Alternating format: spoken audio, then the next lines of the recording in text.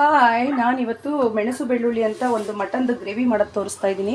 ಒಂದು 2 kg ಕುರಿ mutton ಇಟ್ಕೊಂಡಿದ್ದೀನಿ. 2 kg ಕುರಿ ಮಟನ್ನ ನಾನಿವತ್ತು ಮೆಣಸು ಬೆಳ್ಳುಳ್ಳಿ ಗೊಜ್ಜು ಮಾಡೋದು ತೋರಿಸ್ತಾ ಇದ್ದೀನಿ. ಇದು ತುಂಬ ಚೆನ್ನಾಗಾಗುತ್ತೆ. ಈ ರೆಸಿಪಿ ನಮ್ಮ ಕಡೆ ಮಾತ್ರ ಗೊತ್ತು, ಇನ್ಯಾರಿಗೂ ಅಷ್ಟು ಗೊತ್ತಿಲ್ಲ. ಇದನ್ನು ನೀವು ಮಾಡಿ ತಿಂದು ನೋಡಿ, ತುಂಬ ಚೆನ್ನಾಗಿರುತ್ತೆ.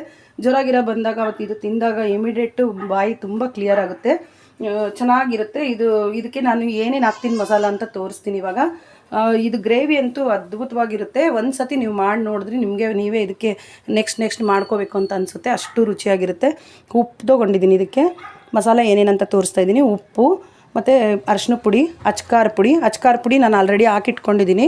ಇದು ಒಂದು ಬಟ್ಲು, ಒಂದು 3/4 ಬಟ್ಲಷ್ಟು ಅಚ್ಕಾರ ಪುಡಿ ತೊಗೊಂಡಿದ್ದೀನಿ 2 kgಗೆ.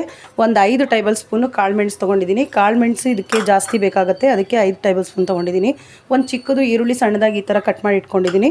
ಒಂದು 3 ದೊಡ್ಡ ಟೊಮೆಟೊ ಕಟ್ ಮಾಡಿ ಇಟ್ಕೊಂಡಿದ್ದೀನಿ. 1 ಇಡಿ ಬೆಳ್ಳುಳ್ಳಿ ಸುಲಿದಿಟ್ಕೊಂಡಿದ್ದೀನಿ. ಇದು 1 ಇಡಿ ಬೆಳ್ಳುಳ್ಳಿ ಬೇಕಾಗುತ್ತೆ ಇದಕ್ಕೆ. 1 ಇಡಿ ಕೊತ್ತಂಬರಿ ಸೊಪ್ಪು ತೊಗೊಂಡಿದ್ದೀನಿ. ಮತ್ತು ಇದಕ್ಕೆ ಆಯಿಲ್ ಬೇಕಾಗುತ್ತೆ. ಎಷ್ಟು ಹಾಕ್ತೀನಿ ಅಂತ ತೋರಿಸ್ತೀನಿ ನಿಮ್ಗೆ ಇವಾಗ.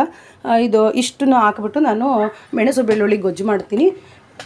ಬನ್ನಿ ಇವಾಗ ನೋಡೋಣ ಯಾವ ಥರ ಬರುತ್ತೆ ಅಂತ ತೋರಿಸ್ತೀನಿ ನಿಮಗೆ. 1 by 1 ಮಾಡೋದು ನೋಡ್ಕೊಳ್ಳೋಣ.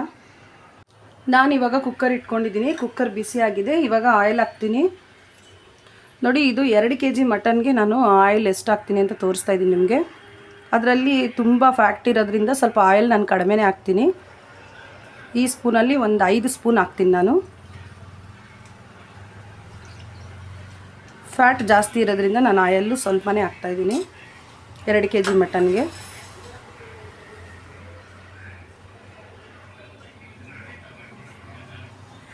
ಇವಾಗ ಆಯಿಲ್ ಕಾದಿದೆ. ಇವಾಗ ಈರುಳ್ಳಿ ಹಾಕಬೇಕು.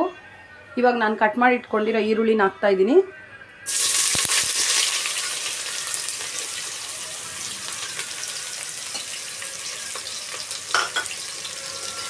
ಸ್ವಲ್ಪ ಈರುಳ್ಳಿ ಬಿಸಿ ಆದಮೇಲೆ ನಾನು ಅದಕ್ಕೆ ಮಟನ್ ಹಾಕ್ತೀನಿ.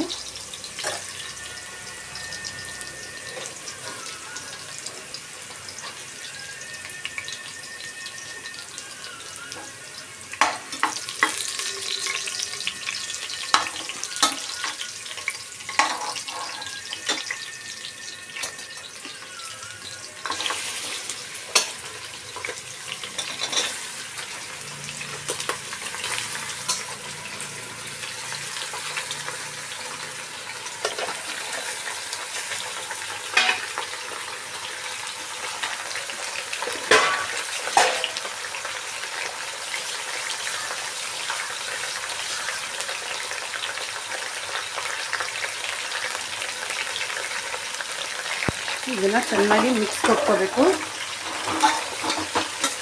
ಚೆನ್ನಾಗಿ ತಿರುಗಿಸಿ ಫ್ರೈ ಮಾಡ್ಕೋಬೇಕು. ಇವಾಗ ಮಟನ್ ಫ್ರೈ ಆಗ್ತಾಯಿದೆ. ಮಟನ್ ಫ್ರೈಗೆ ಆಗ್ತಾ ಇರೋದಕ್ಕೆ ಇವತ್ತು ನಾನು ಅರಿಶಿನ ಪುಡಿ ಹಾಕ್ತೀನಿ. ಒಂದು 2 ಸ್ಪೂನ್ ಹಾಕ್ತೀನಿ.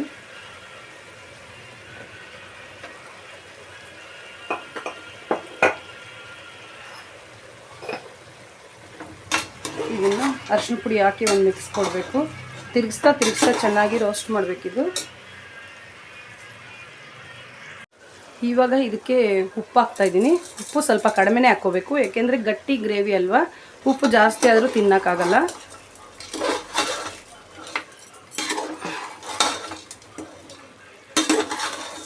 ಇವಾಗ ಇದಕ್ಕೊಂದು ಮಿಕ್ಸ್ ಕೊಟ್ಟಿದ್ದೀನಿ. ಇದು ಬೇಯ್ತಾ ಇರಲಿ. ಇವಾಗ ನಾನು ಇದೆಲ್ಲ ಮಿಕ್ಸಿ ಮಾಡ್ಕೊಳ್ಳೋಣ.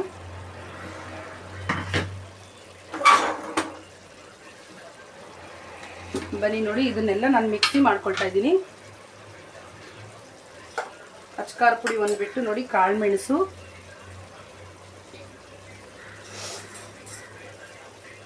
ಹಾಕ್ತಾ ಇದ್ದೀನಿ.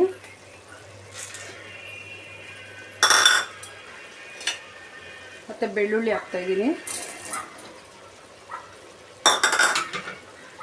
ಮತ್ತು ಕಟ್ ಮಾಡಿ ಇಟ್ಕೊಂಡಿರೋ ಟೊಮೆಟೊ ಹಾಕ್ತಾ ಇದ್ದೀನಿ. ಮತ್ತು 1 ಬಿಡಿ ಕೊತ್ತಂಬರಿ ಇಟ್ಕೊಂಡಿದ್ವಲ್ಲ ಅದನ್ನು ಸೇರಿಸ್ತಾ ಇದ್ದೀನಿ. ಇದನ್ನ ನೈಸ್ ಆಗೋವರೆಗೂ ಸ್ವಲ್ಪ ನೀರು ಹಾಕಿ ರುಬ್ಕೋಬೇಕು. ಬನ್ನಿ ಇವಾಗ ಮಿಕ್ಸಿ ಮಾಡ್ಕೊಂಡು ಬರೋಣ. ಈಗ ಮಟನ್ ಬೇಯ್ತಾ ಇದೆ. ಇವಾಗ ಇದಕ್ಕೆ ನಾವು ಚಿಲ್ಲಿ ಪೌಡ್ರ್ ಹಾಕಬೇಕು.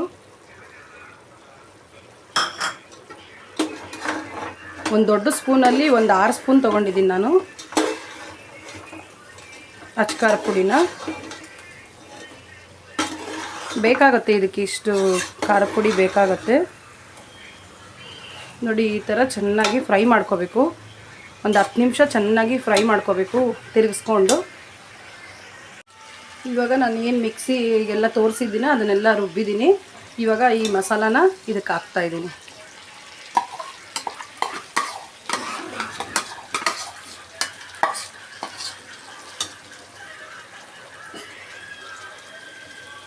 ನೀರು ಜಾಸ್ತಿ ಹಾಕ್ಬಾರ್ದು ಇದಕ್ಕೆ. ಕುಕ್ಕರ್ ಕೂಗೋಕ್ಕೆ ಸ್ವಲ್ಪ ತೆಳ್ಳಗಿರಬೇಕಲ್ವ. ಕುಕ್ಕರ್ ಕೂಗಿದ್ಮೇಲೆ ಅದು ಗಟ್ಟಿ ಆಗುತ್ತೆ. ಇಷ್ಟು ನೀರು ಹಾಕಿದ್ರೆ ಸಾಕಾಗುತ್ತೆ ಇದಕ್ಕೆ.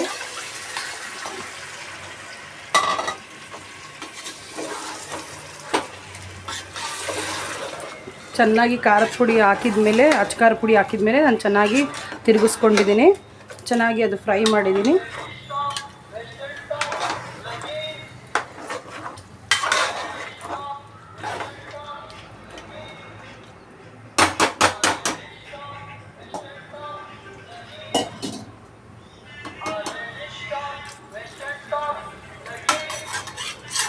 ಈಗ ಇದನ್ನು ಒಂದು 4 ರಿಂದ 5 ಕುಕ್ಕರ್ನ